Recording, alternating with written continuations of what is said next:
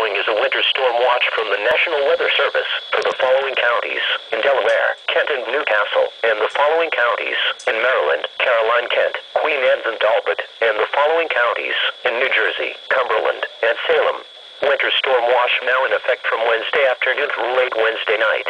Locations: the northeastern shore of Maryland, northern and central Delaware, extreme southeastern Pennsylvania, and portions of southern New Jersey. Hazard types: snow. Accumulations: snow accumulation of 2 to 5 inches. Timing: mixed precipitation will begin before the Wednesday morning commute and continue through the day. The mixed precipitation will change back to snow toward evening. Temperatures are forecast to be above freezing, and this will assist melting on treated surfaces during the day. Nevertheless, some slushy accumulations are likely throughout this area during and especially on Wednesday night. There is a chance that enough wet snow will accumulate on limbs and wires to cause isolated power outages.